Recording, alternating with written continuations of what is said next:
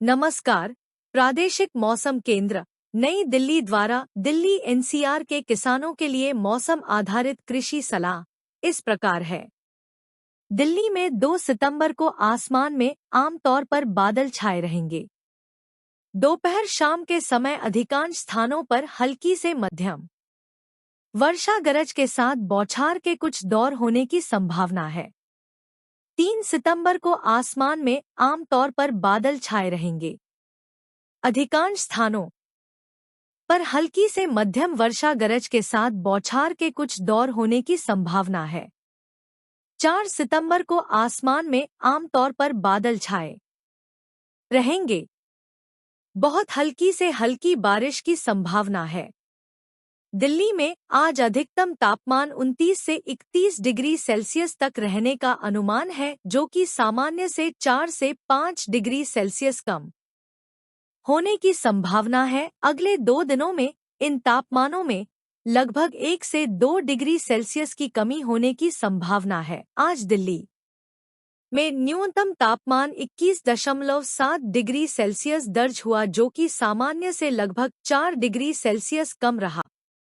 अगले 2 दिनों में तापमानों में विशेष परिवर्तन होने की संभावना नहीं है। मौसम के पूर्वानुमान को देखते हुए किसानों को सलाह दी जाती है कि वर्षा के पूर्वानुमान को ध्यान में रखते हुए सभी किसानों को सलाह है कि किसी प्रकार का छिड़काव ना करें तथा खड़ी फसलों व सब्जी नर्सरियों में उचित प्रबंधन रखें। धान की फसल इस समय मुख्यतः बाली बनने वाली स्थिति में है, अतः फसल में कीटों की निगरानी करें। इस समय धान की फसल को नष्ट करने वाली ब्राउन प्लांट होपर का आक्रमण आरंभ हो सकता है, अतः किसान भाई खेत के अंदर जाकर पौध के निचली भाग के स्थान पर मच्छरनुमा कीट का निरीक्षण करें। किसान इस समय अगेती मटर की बुवाई के लिए बीज की व्यवस्था करें। इस मौसम में किसान गाजर की बुवाई मेड़ों पर कर सकते हैं।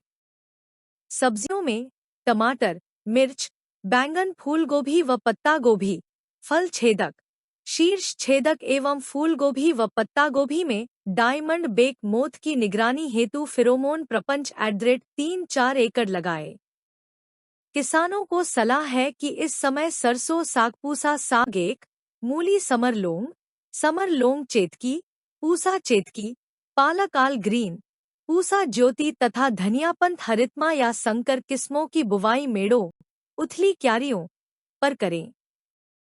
अच्छे अंकुरण के लिए मृदा में उचित नमी का होना आवश्यक है। कद्दूवर्गीय सब्जियों को ऊपर चढ़ाने की व्यवस्था करें ताकि वर्षा से सब्जियों की लताओं को गलने से बचाया जा सके।